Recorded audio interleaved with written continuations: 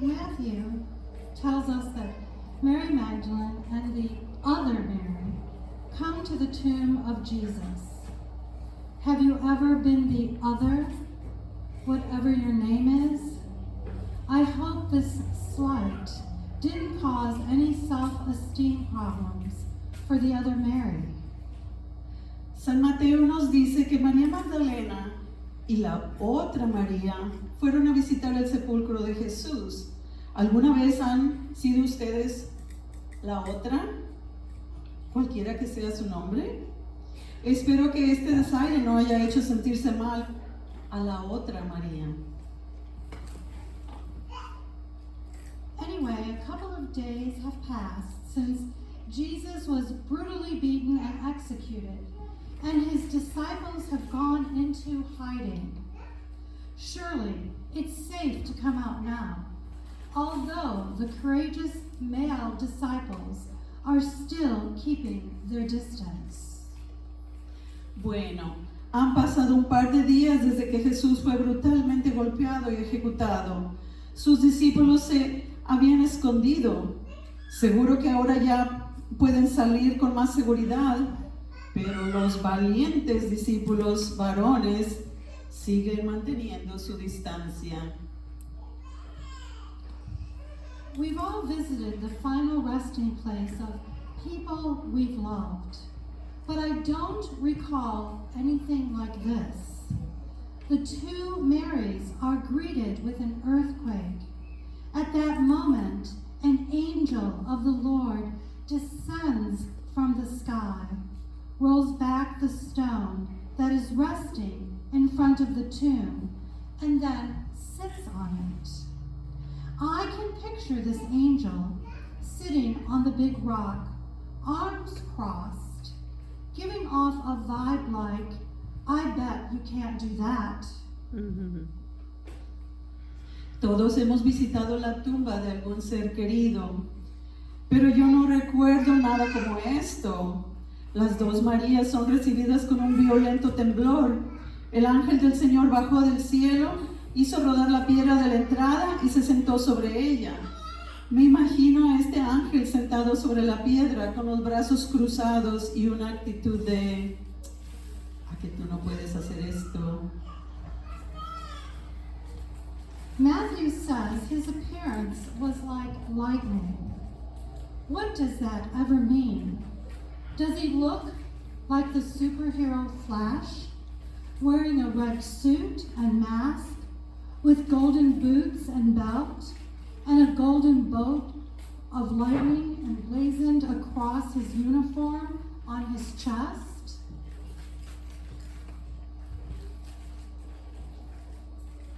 San Mateo dice que el aspecto del ángel era como un relámpago. ¿Qué es esto? ¿Un superhéroe como Flash? Con su ropa roja y máscara, con botas color de oro, con cinto y el emblema de un rayo sobre el pecho. No, su ropa era blanca como la nieve, así como Jesús en la transfiguración. No, the angel is wearing white clothes, like Jesus on the Mount of Transfiguration. How white is it? No one had pure white clothes in that place or time. Even if he didn't look like lightning and wearing white clothing sitting on a rock, he would have stuck out like a sore thumb. No, su ropa era blanca como la nieve, así como Jesús en la transfiguración.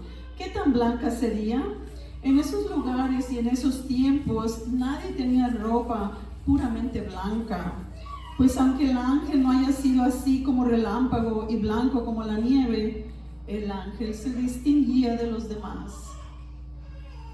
While all this is going on, apparently there are a couple of guards making sure no one steals Jesus' body. They have one job to do. They fail miserably. The earthquake and the sight of an angel was enough to send these big, tough soldiers fainting to the ground.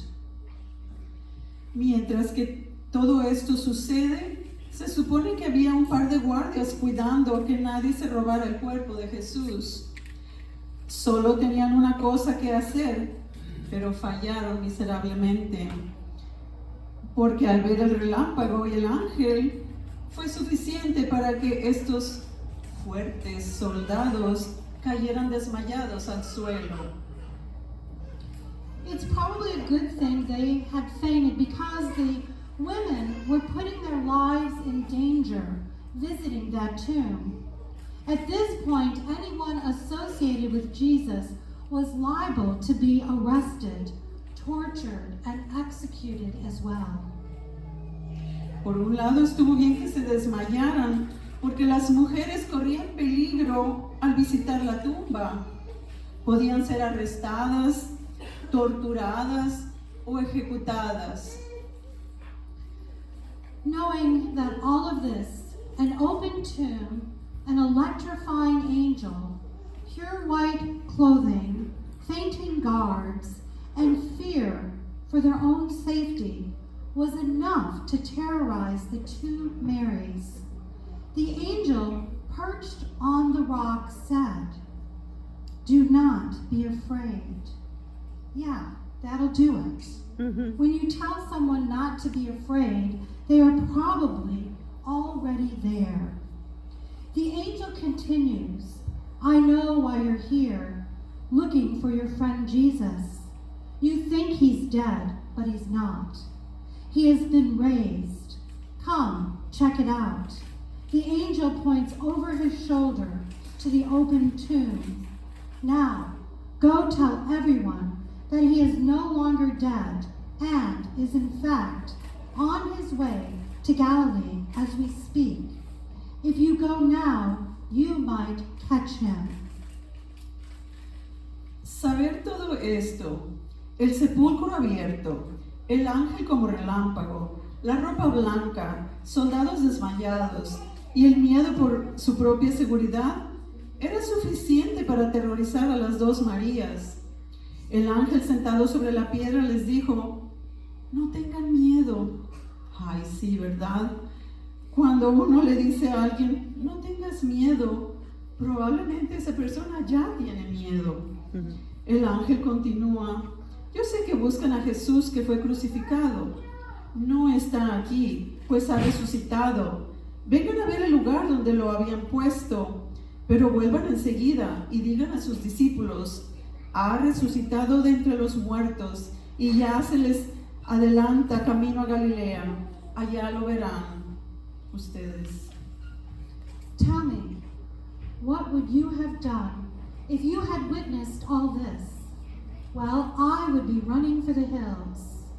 Matthew says that the two Marys left the tomb quickly with fear and great joy, which is an accurate portrayal of mixed emotions. ¿Qué habrían hecho ustedes al presenciar esto? Yo hubiera salido huyendo. San Mateo dice que ellas se fueron al instante del sepulcro con temor, pero con una alegría inmensa a la vez, lo cual demuestra correctamente la mezcla de sus emociones. They don't get very far when Jesus is standing in front of them. This compels them to grab his feet as if to say, "Don't leave us again." He repeats the angel's words, "Do not be afraid," and tells them to keep going to Galilee, so they do. No van muy lejos cuando Jesús les salió al encuentro. Las mujeres se abrazaron a sus pies como diciendo, "No nos vuelvas a dejar." Jesús repite las palabras del ángel, "No tengan miedo. Vayan y digan a mis hermanos que se dirijan a Galilea." Y las mujeres se fueron. Over the years, I have read and heard these resurrection stories many times, and I'm always looking for something in each of the four gospel accounts, something I may not have noticed before. There's quite a bit that is mind-blowing, mind-altering, and mind-boggling about Matthew's version. A través de los años he oído la historia de la resurrección muchas veces y siempre busco algo en cada uno de los 4 evangelios, algo que no haya notado antes. Encuentro muchos detalles que alteran mi mente y me hacen reflexionar en la versión de San Mateo. But even as I worked my way through this wonderful story, I kept going back to that one image in my mind of the angel.